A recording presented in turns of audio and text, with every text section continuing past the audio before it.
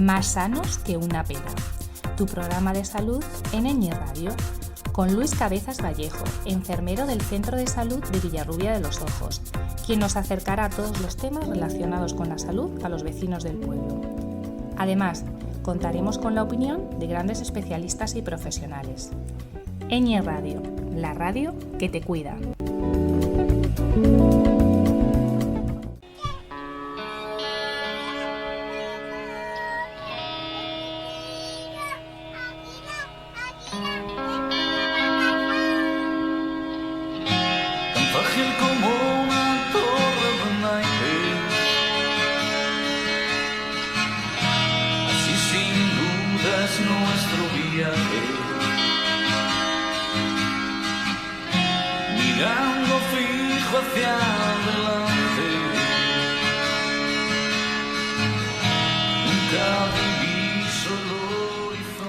Hola amigos y amigas de Eñi Radio, la radio de Villarrubia de los Ojos. Un día más acudimos a nuestra cita sobre temas de salud que te interesan y te van a acompañar durante los próximos minutos, en los que te vamos a ofrecer temas de actualidad en salud personal y salud pública y un poco de música, ¿por qué no? Esta música que también es terapéutica. Frágil es la canción que acabamos de escuchar del grupo musical de Villarrubia, Títeres del Destino. Y frágil es el desarrollo y nuestro cuerpo desde que somos alumbrados, desde que somos concebidos en el vientre materno. Y hoy vamos a hacer el programa referido a la alimentación. Frente a mí se encuentra como invitada Cirila Juárez, educadora durante 22 años y directora de la Escuela Infantil Guadiana, 15 años más. Buenas tardes, Ciri. Buenas tardes, Luis. En el control de sonido se encuentra Silvio. Buenas tardes, Silvio. Y bueno, pues el que les habla, Luis. Pues bien, hoy vamos a hablar de un tema de salud importantísimo, referente a nuestros primeros 1000 días de existencia, que tiene un efecto sobre nuestra salud para toda nuestra vida. Este número, que parece un número pues especial o mágico, 1000, se refiere a la suma de 270 días, que suman los días que estamos en el vientre materno, más 730 días que suponen los 2 primeros años de nuestra vida. Pues bien, la alimentación, la nutrición durante estos primeros 1000 días va un poco a marcar la salud que que vamos a tener a lo largo de nuestra vida. Y el programa de hoy va enfocado a esto, a dar importancia a la alimentación y a la nutrición durante esta etapa de nuestra vida.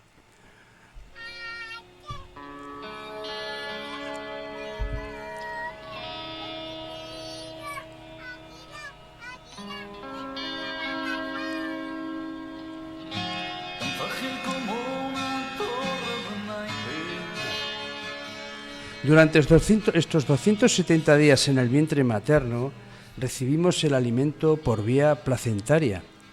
En esta fase de nuestra ya existencia es importantísima la alimentación saludable de la madre, que además de ser muy variada y muy rica en vegetales, debe estar complementada por complementos, por complejos vitamínicos y minerales que aporten yodo, ácido fólico y zinc.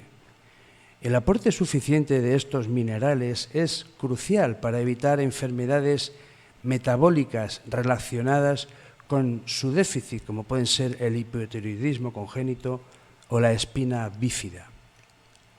En el mismo día del nacimiento, en el mismo paritorio, ya se recomienda así desde hace mucho tiempo, comienza ya nuestra alimentación a través de nuestra boca. Empieza el primer contacto piel con piel y empieza la primera toma de alimento por boca, que suele ser, y así se recomienda por la Organización Mundial de la Salud, la lactancia, la que debe ser lactancia materna y exclusiva durante los primeros 6 meses de vida. En ocasiones, bien por problemas maternos, bien por problemas del bebé, tendremos que recurrir a la lactancia artificial. La Organización Mundial de la Salud, el UNICEF, recomiendan la lactancia materna hasta los 2 primeros años de vida. y ya bien porque la mamá o el niño quieran se puede dejar. Se podría dejar más tiempo, pero es hasta ahí hasta donde se considera adecuado mantener la lactancia materna. Cuando nacemos, portamos en nuestro pequeño cuerpo una reserva de defensas, minerales, grasas, para que nuestro laboratorio humano, porque realmente somos eso, un laboratorio, siga funcionando bien, hasta que se instaure adecuadamente la nutrición, o sea, la lactancia. Pero esta reserva poco a poco va agotándose a pesar de estar bien alimentados con la leche materna, o en su caso por la leche artificial. A los 6 meses de vida se hace necesaria la introducción de la alimentación complementaria para compensar este agotamiento de reservas, en concreto de las reservas de hierro. Y es a esta edad, los 6 meses, cuando comenzamos a introducir proteínas, hidratos de carbono, grasas, vitaminas, minerales de origen externo. Empezamos a comer comida. Comenzaremos con las primeras papillas, con las primeras frutas, con los primeros purés, complementando siempre por la leche.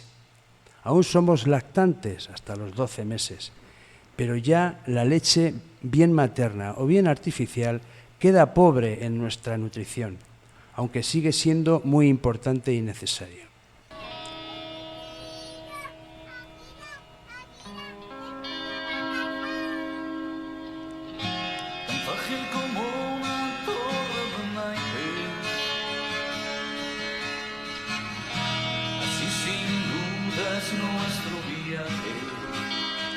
Ciri, te voy a hacer unas preguntas, ya que has venido aquí a acompañarnos y a ilustrarnos con tu experiencia y tu conocimiento.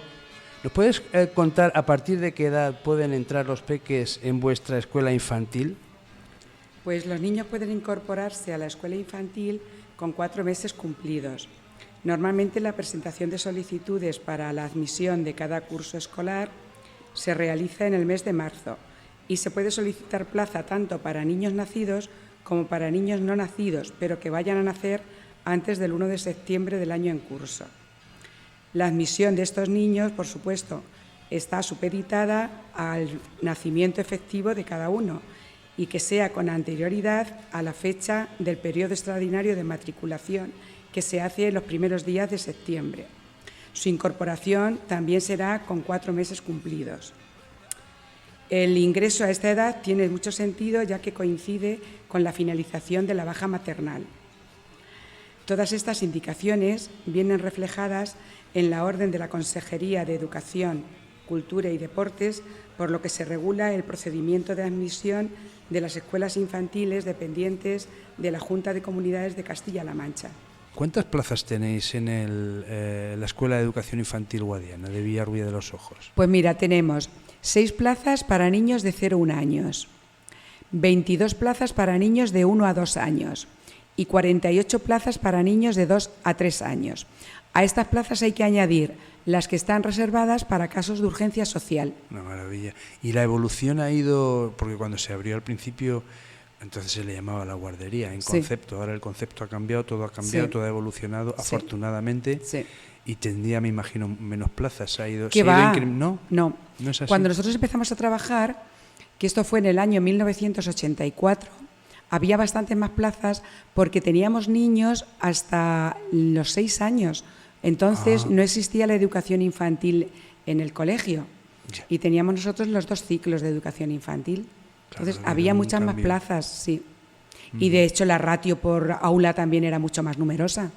Y para los más pequeños, los de 0 a 1 años, que algunas veces os llegarán también, por supuesto, ¿tenéis algún plan para conciliar la lactancia materna en la estancia de estos niños? Porque claro, compatibilizar la lactancia materna, que es un objetivo. Sí.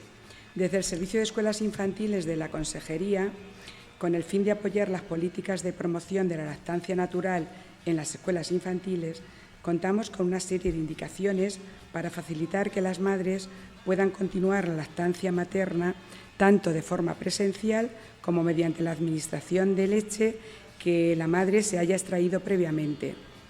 Para ello, desde nuestra escuela infantil garantizamos la posibilidad de que la madre pueda dar el pecho a su hijo en la misma aula o en otro espacio de la escuela, siempre poniendo especial cuidado en que esto se haga con el máximo respeto tanto para los propios ritmos individuales como para los ritmos del grupo.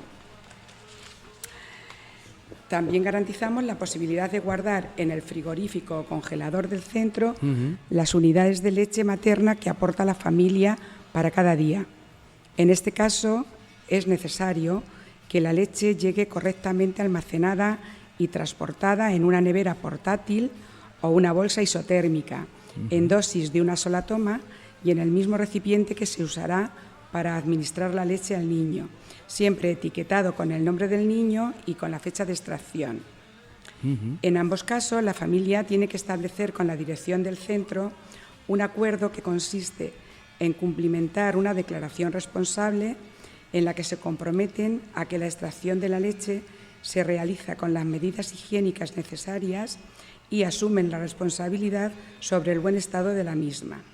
También, al respecto, entregamos un documento llamado Indicaciones sobre la lactancia materna en las escuelas infantiles, tanto a las personas interesadas en continuar con esta lactancia en nuestros centros como al personal del centro, con el fin de que tengan la mayor información sobre el tema y se siga correctamente las pautas sobre extracción, manipulación, transporte y conservación de la leche.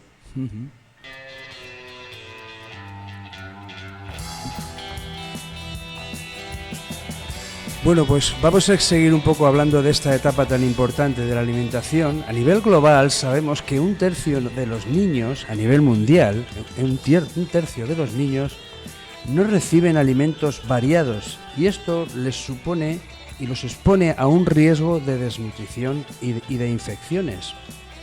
Por otra parte, algunos niños son expuestos a alimentos sólidos, o sea, a comer comida cuando apenas tienen 3 meses de edad, demasiado temprano. Esto puede provocar hiponutrición por exponer a niños a patógenos y privarlos de los beneficios esenciales de la leche materna, que hemos dicho que debe ser exclusiva durante los 6 primeros meses. O sea, que el introducir alimentación complementaria o comida antes de los 6 meses no tiene ningún beneficio. La introducción muy temprana no tiene beneficios adicionales en el crecimiento. La introducción de la alimentación complementaria oportuna es importante, hay que hacerla en su momento. Y el periodo adecuado está entre los 6 y los 11 meses y representa un reto para todos los educadores, tanto los enfermeros, los pediatras, los educadores de las escuelas infantiles, porque la necesidad de micronutrientes, en particular de hierro y de zinc, es muy alta en este momento. Por eso es importante usar este momento crítico entre los 6 y los 11 de introducir la alimentación, lo que es la comida, no antes y tampoco después. O sea que, por ejemplo, tener a un niño al pecho de la madre, a la lactancia materna de la madre, pasados ya 9, 10, 11, exclusivamente, tampoco sería beneficioso. Solo en un caso de extrema necesidad, porque no hay otra posibilidad, pues se podría mantener. Pero se sabe que un niño que está, por ejemplo, mantenido al pecho de la madre con 12 meses exclusivamente, ese niño porta una gran anemia, porque, como hemos dicho, los depósitos de hierro con los que nacemos, a partir de los 6 meses ya empiezan a decrecer, y ese es el momento en el que hay que introducir todo este tipo de alimentos que estamos hablando. Según la UNICEF, que es el Fondo de Naciones Unidas para la Infancia, existe la necesidad de mejorar significativamente los patrones de alimentación de los niños entre los 6 meses y los 2 años. Debe haber una diversidad alimentaria mínima, con al menos 5 de los 8 grupos de alimentos. Estaríamos hablando de la lactancia materna, más lácteos y derivados lácteos, además de verduras, huevos, legumbres, carnes, pescados, frutas y harinas. El periodo de alimentación complementaria es un periodo en el que los lactantes y los niños pequeños tienen un alto requerimiento de nutrientes para alcanzar su potencial de crecimiento.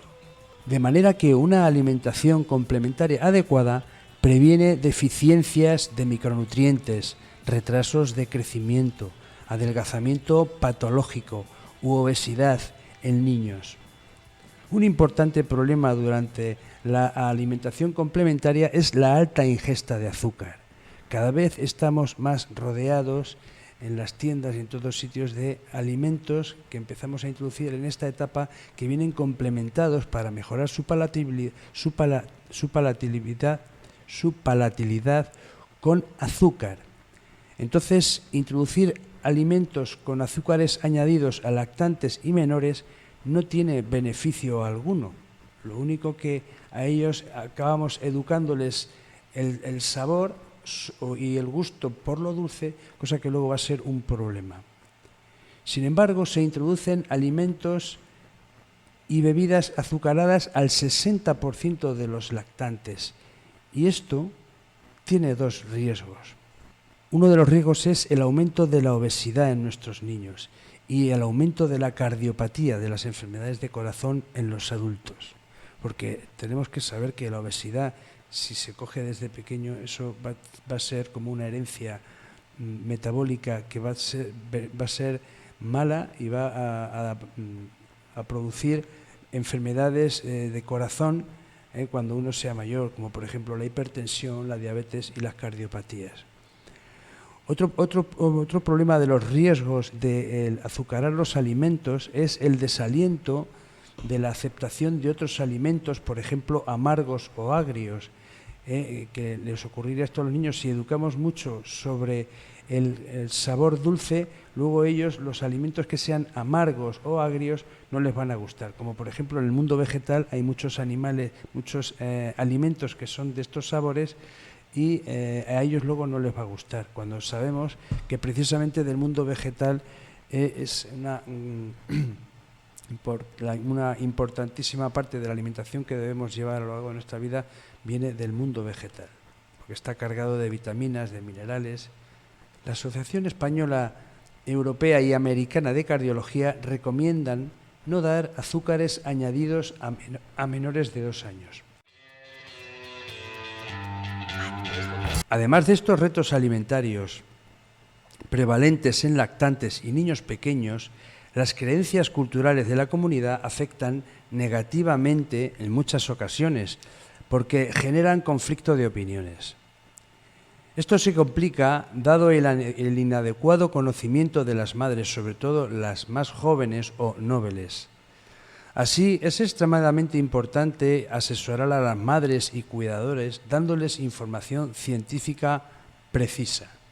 Así pues, como ya he dicho antes, las enfermeras, los enfermeros, las pediatras, los pediatras, los educadores y las educadoras de las escuelas infantiles son vitales y tienen un papel esencial en la asesoría sobre la alimentación complementaria para las madres. Para empezar, es preciso alentar y asesorar a las madres para que introduzcan alimentos sólidos aproximadamente a los 6 meses. Hay que animarlas, ni antes ni después, mientras continúan con la lactancia. A esta edad se mantienen sentados, ya pueden deglutir, ya pueden tragar, y se pierde el reflejo de la extrusión. El reflejo de la extrusión es un reflejo que tenemos cuando el ser humano nace, que lo que se dedica es a estrujar el pezón de la madre para que entre la leche en la cavidad oral. Entonces ellos al principio no saben posar la comida en la lengua y meterla para adentro y tragarla. Pero a partir de los 6 meses empieza a desaparecer el reflejo de extrusión y empieza a aparecer, una vez que ya aprenden a sentarse, sujetan la cabeza, sujetan el cuello, empieza a aparecer el reflejo de la deglución. Ya podemos empezar a comer comida. Es posible adelantarse si se observan ciertos signos. Por ejemplo, si un niño de 5 o 6 meses trata de agarrar comida cuando está comiendo con nosotros o le están brotando ya los dientes, son signos que nos dicen que ya está listo para comer alimentos sólidos. Cuando el niño se mete los dedos en la boca antes de los 4 meses, también es un signo de desarrollo en este sentido. La introducción de los alimentos sólidos a un lactante que sigue amamantando es un proceso gradual y de una manera combinada hasta que tenga 1 año.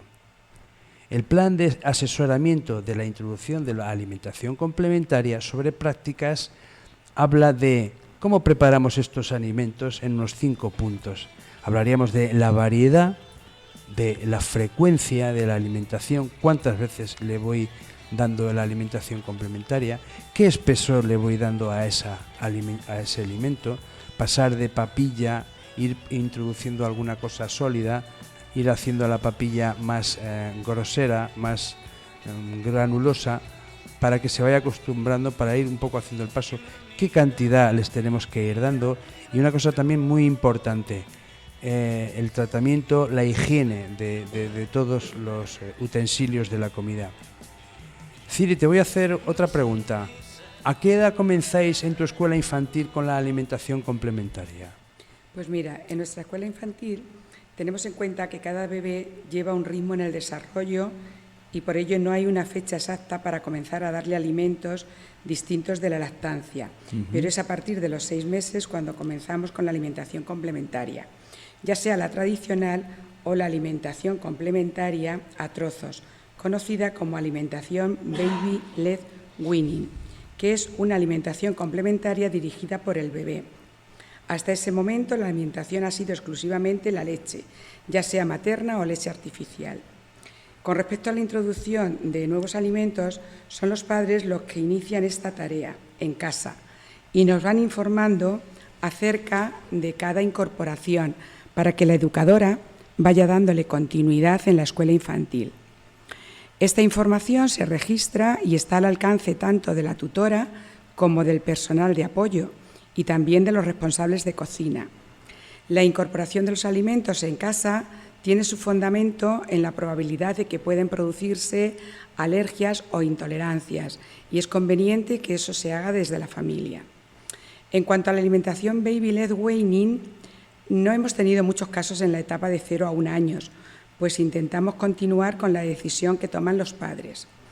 En la escuela infantil es muy complicado ponerlo en práctica, sobre todo en esta edad, de 0 a 1, ya que es un método en el que el adulto tiene que estar muy pendiente del niño y la ratio en nuestra escuela es de 6 o 7 niños para esta edad.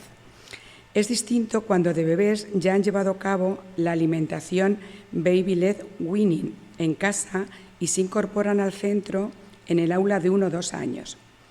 Hemos tenido casos y suelen ser niños que comen muy variado y de forma autónoma y sana.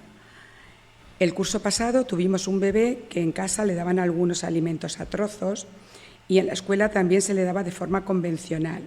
Ahora está en el grupo de 1 o 2 años, cumplió 1 añito en el mes de agosto y come entero, algunas comidas machacadas, está aceptando el menú muy bien, se nota ese trabajo realizado por la familia, es muy valioso. Además, darle trocitos estimula la masticación y es importante tener en cuenta que la masticación favorece el lenguaje y la pronunciación. El hecho de no masticar puede retrasar el habla. En la escuela infantil nosotros ofrecemos menús semanales elaborados para 4 semanas distintas que incluyen menús para bebés y menús para niños de 1 a 3 años, todos ellos realizados por nutricionistas y supervisados por la Consejería de Sanidad. Además, y con el fin de certificar la higiene y salubridad de nuestros comedores, contamos con un programa de autocontrol que incluye un plan de análisis de peligros y puntos de control crítico.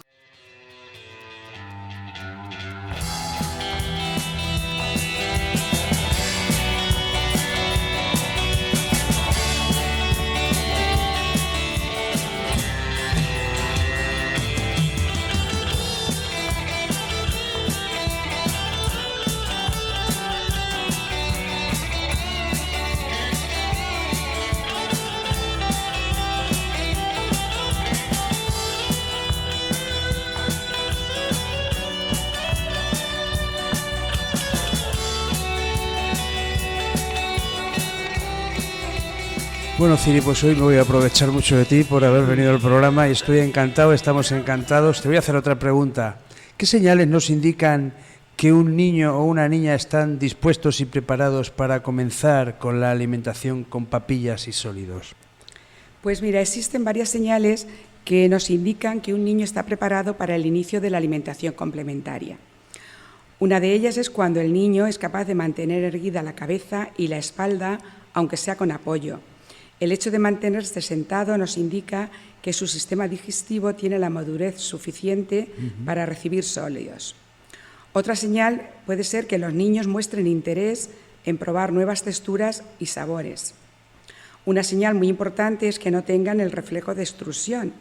Este reflejo es un mecanismo protector que evita atragantamientos y que desaparece cuando el niño está preparado para llevarse a la boca algo que no sea el pecho de la madre o la tetina del biberón.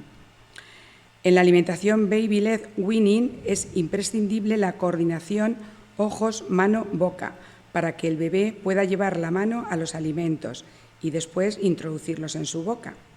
Aquí hay que tener en cuenta el desarrollo psicomotor del niño, ya que es la motricidad fina la que les permite coger cosas pequeñas con sus manos. Pero a los 9 meses esta motricidad suele estar bien desarrollada. La introducción de la comida entera la hacemos poco a poco y de manera progresiva y siempre en consonancia con la familia. Por ejemplo, les damos pan cuando ya se ha introducido el gluten, siempre trozos grandes que no le quepan enteros en la boca para que los chupen y agarren con sus manos. También les damos trozos de fruta, por ejemplo, de pera y plátano, siempre con la certeza de que los padres ya les han introducido estos alimentos para evitar provocar alergias antes de tiempo. Un paso intermedio entre el puré y la comida sólida es aplastar o machacar los alimentos, que es también una función que nosotros hacemos muy a menudo en nuestra escuela infantil.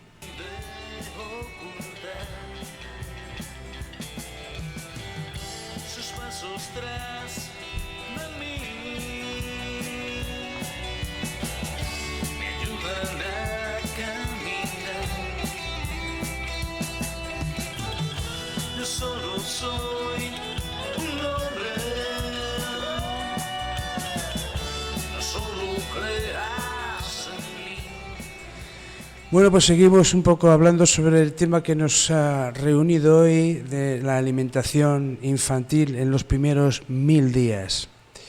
La importancia de la variedad se explica con calificaciones por estrellas. Cuando hablamos con los padres para hablarles un poco de la importancia de introducir los alimentos poco a poco, sin prisa y complementando, como hemos dicho, la lactancia materna o bien la lactancia artificial, según sea el niño, hay que ir introduciendo alimentos de los diferentes grupos. Entonces hay muchas maneras de explicarlo. Una de las que usamos en algunas ocasiones en el centro de salud son ponerles como estrellas, de manera que, por ejemplo, a la carne, pescado y los huevos, que son proteínas de alto valor biológico y son muy importantes y son las que están directamente relacionadas con el déficit de hierro del que estábamos antes hablando, pues estas les ponemos una estrella. Luego, por ejemplo, a los alimentos que son saludables, pero no tanto, como el trigo, el arroz, el pan, la pasta, les ponemos 2 estrellas. Alimentos como las semillas y las nueces les ponemos 3 estrellas. Alimentos como las frutas y las verduras les ponemos 4 estrellas. Y al explicarles una manera de introducir los alimentos a los padres, les decimos que hay que preparar comidas variadas con alimentos de 1, 2, 3 y 4 estrellas, o sea, de los diferentes grupos de alimentos. De manera que, por ejemplo, no debemos introducir patata sola o arroz solo, sino que siempre vamos un poco haciendo mezclas, que es la mejor manera de alimentarse.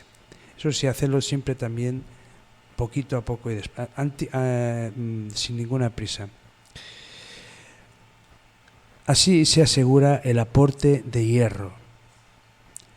Las carnes son muy importantes, como ya he dicho, las carnes, los pescados, los huevos, las vitaminas y los minerales. Hace unos años se recomendaba introducir, por ejemplo, los huevos a los 9 meses, el pescado también. Llevamos muchos años estudiando la estrategia de introducción de la alimentación complementaria de una manera o con un enfoque que pensábamos que era mucho mejor para evitar los problemas de alergias alimentarias, con lo cual se hizo una estructura de introducción de alimentos separándolos por grupos y separándolos en mucho tiempo, pensando que así habrían menos problemas de alergias alimentarias. Esto se ha ido evaluando con muchos estudios en diferentes países y se ha visto que esta estrategia pues realmente tampoco daba los frutos que se esperaba de ella. Con lo cual ahora las estrategias actuales de introducción de la alimentación complementaria se es mucho más permisivo y no se espera tanto a introducir alimentos tan importantes como por ejemplo los huevos. Hay que preparar comidas variadas. También consejos que se dan para absorber mejor el hierro en los niños, pues un consejo que también damos es introducir la vitamina C. La vitamina C está presente en el tomate, en el brócoli, en la piña, en la naranja, en el limón. Y el hecho de tomar vitamina C asociada a la carne en el guiso ayuda a que el hierro que lleva a la carne se absorba mucho mejor en el estómago, que es donde hay una zona de la mucosa donde se absorben el mineral del hierro. Entonces, y la comida tiene un carácter ácido a través de la vitamina C, pues la absorción de hierro es más importante.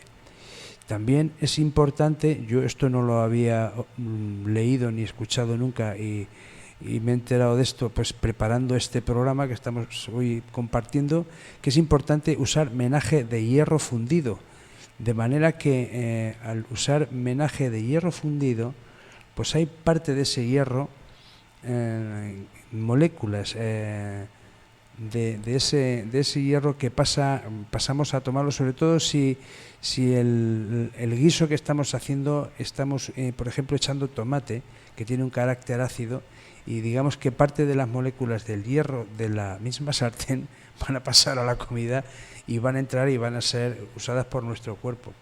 Yo este tema no lo había leído nunca y me estuve mirando en diferentes sitios para ver si esto era creíble y veraz, y así es. Esto se está recomendando ahora también en las guías de alimentación infantil.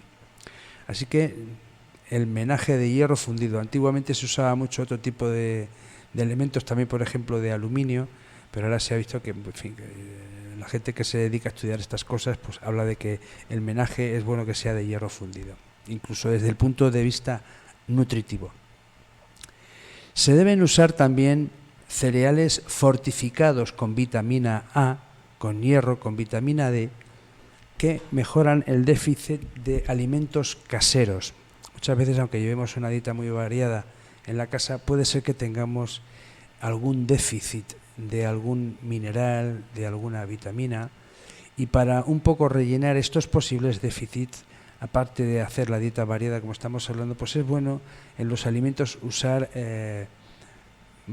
alimentos que suelen ser cereales fortificados con vitaminas.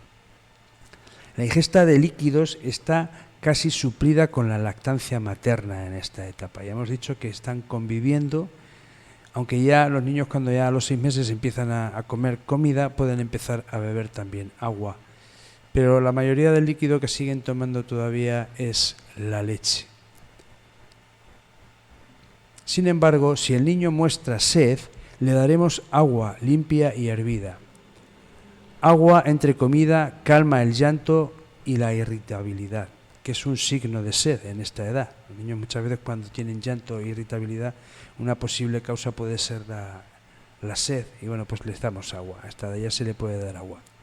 No se recomienda dar zumos artificiales por su alto contenido en azúcar. Ya hemos dicho antes que a los menores de 2 años no es deseable darles alimentos enriquecidos con azúcar.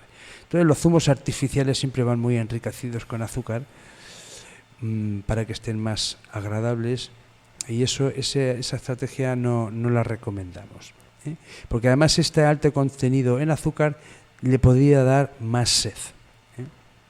Entonces los zumos no los recomendamos. Sí vale hacer zumos caseros, pero sin edulcorar. Cuando hagamos un zumo en casa o le queramos dar una fruta, un pequeño zumo, se lo podemos hacer, pero sin echarle azúcar añadida.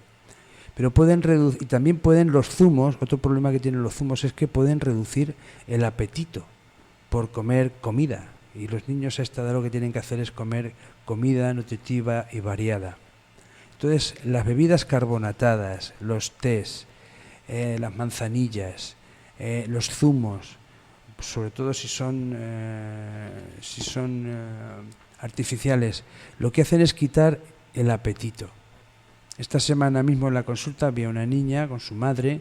La madre estaba muy preocupada porque la niña comía muy poco.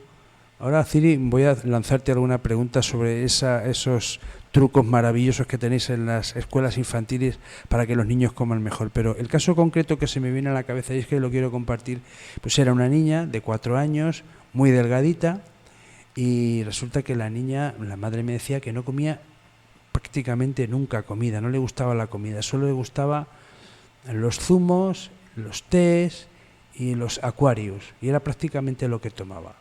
Bueno, pues esa niña, la madre, sin darse cuenta, había ido supliendo el apetito de su niña a base de zumos, y la niña al final tenía siempre como se saciaba con los zumos, con el dulce de los zumos, con el azúcar de los zumos, pero eso son calorías vacías, sin nutrimentos, sin nutrientes. Entonces la niña pues está deficitariamente alimentada, estaba muy delgada. Entonces lo que convenimos en la consulta de pediatría en explicar es que debe dejar de darle zumos y empezar a darle comida. Y en vez de darle zumos o líquidos azucarados, pues que beba agua, que sería un poco lo que se debe hacer.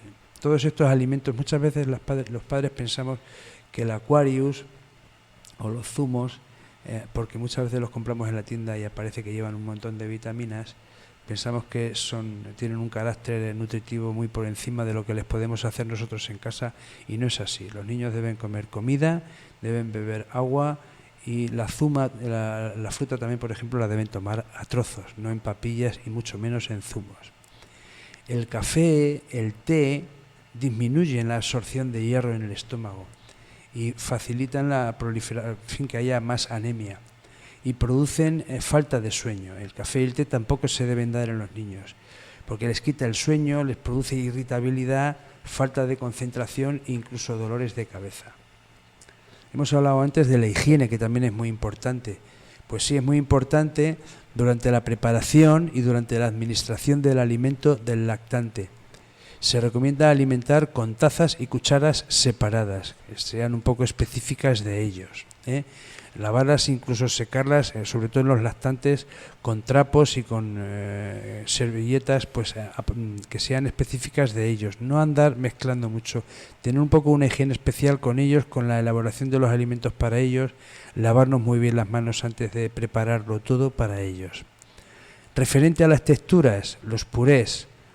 Los purés son los que se empiezan a dar a esta edad, y hay que pasar del puré también a intentar ir poco a poco aplastando con el tenedor, aunque coma menos cantidades, porque muchas veces pensamos que es mejor que coma más cantidad, y de lo que se trata es que vayan un poco adquiriendo el hábito de ir pasando a la alimentación sólida. Comer también 5 veces al día. Es mejor comer poca cantidad y más veces al día que comer mucha cantidad y menos veces al día. O sea, más frecuencia, más veces al día también es bueno, y es así como lo estamos enseñando ahora.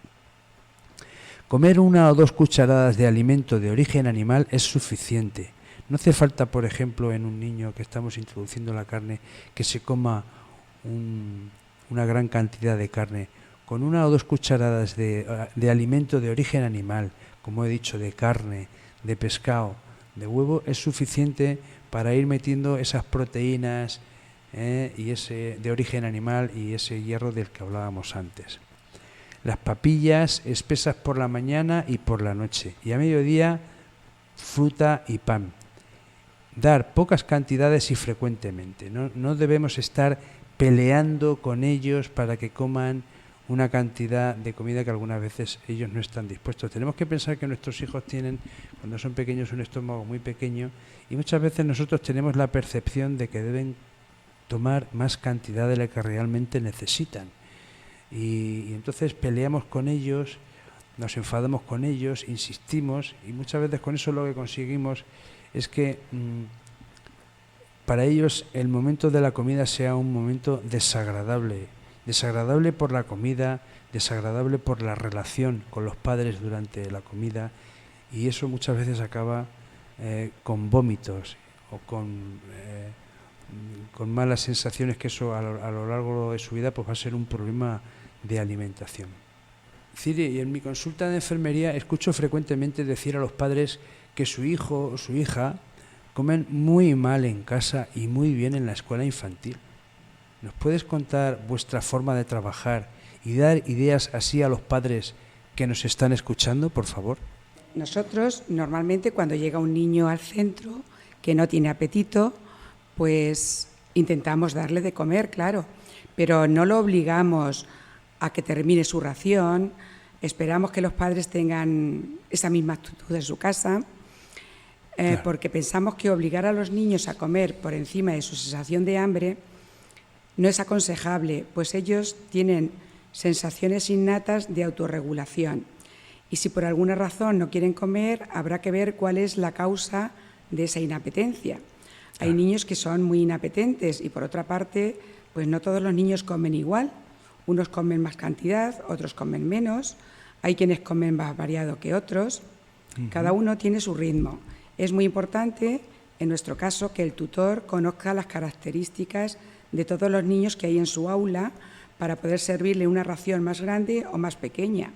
Además, hay que tener en cuenta que hay etapas del desarrollo infantil donde se come mucho y otras en las que se come menos.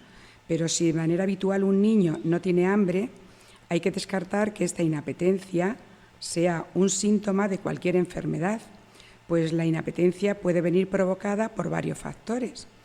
Un factor que provoca inapetencia sería un proceso de aprendizaje inadecuado, es decir, una sobrevaloración que los adultos hacen en ocasiones de la comida, la anarquía en los horarios, pues hay muchos padres que no llevan un horario firme en las comidas, el abuso de chucherías, otro factor que puede ser debido a causas físicas, es decir, pues cuando los niños están con brotes dentarios, cuando están acatarrados, cualquier enfermedad.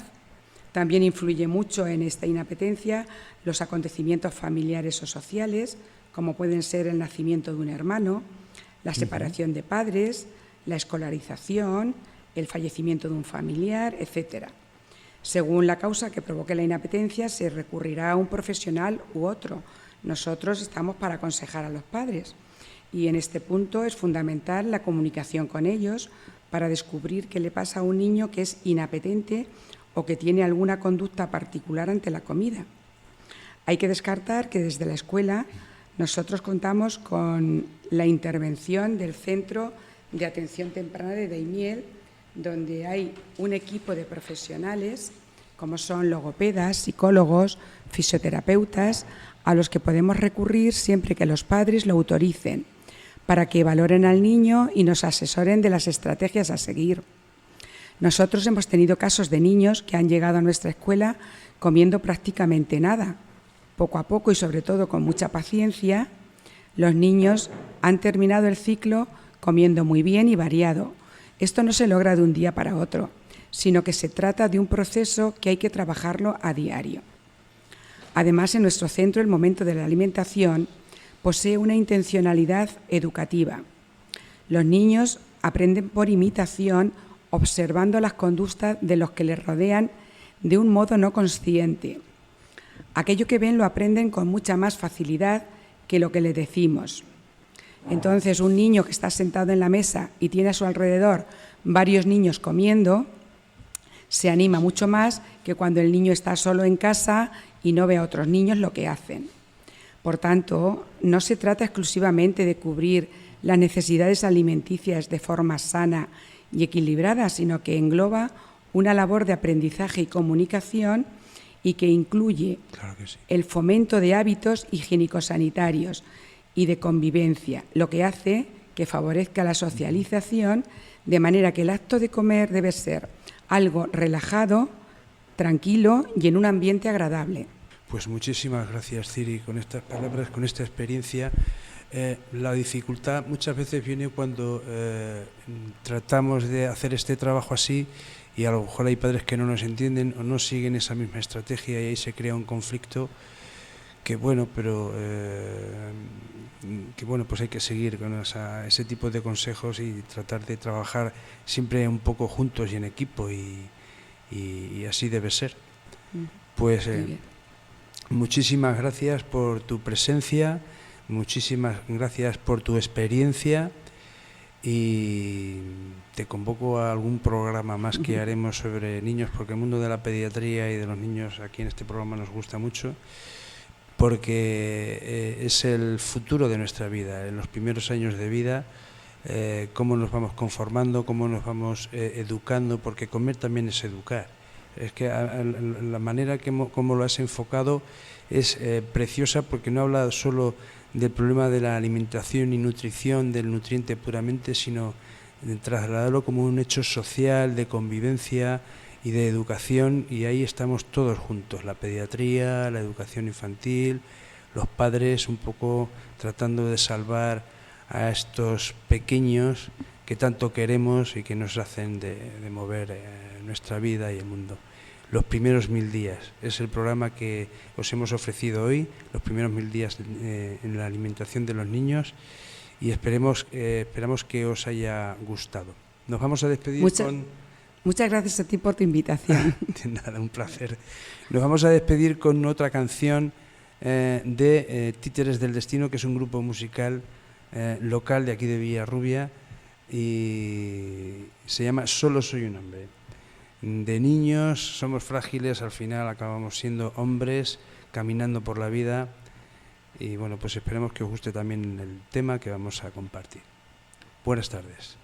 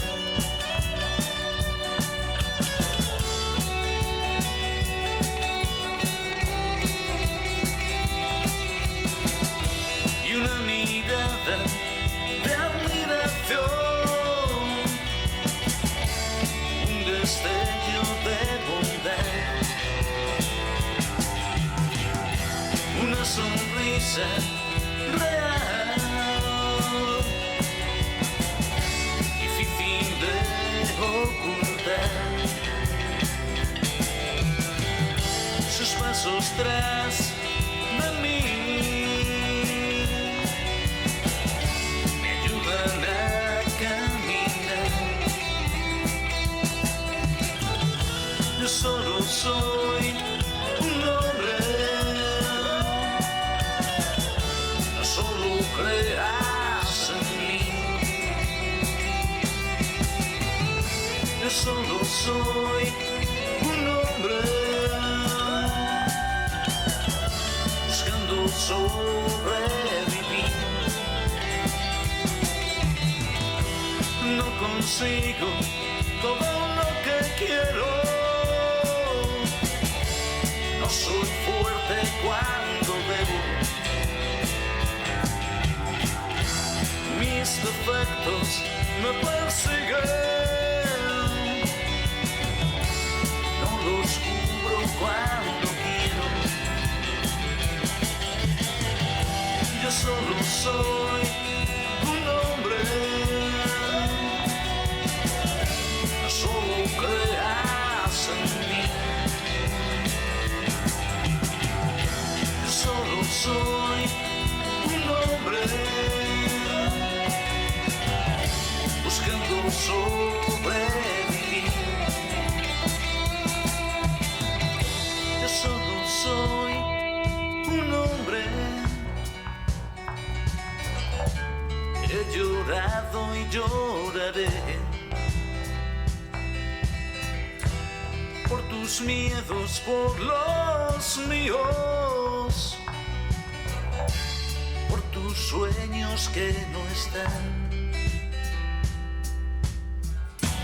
De tu tiempo mi alegría, tu reflejo, mi imagen, esa seguridad caduca ya,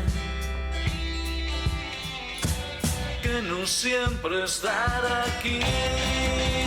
No, no, no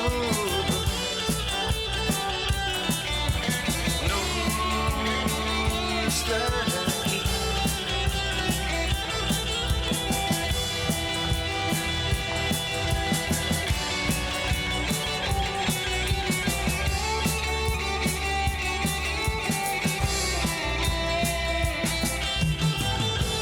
Solo soy un hombre,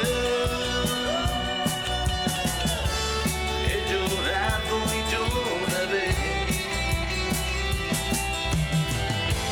por tus miedos, por los míos, por tus sueños que no están.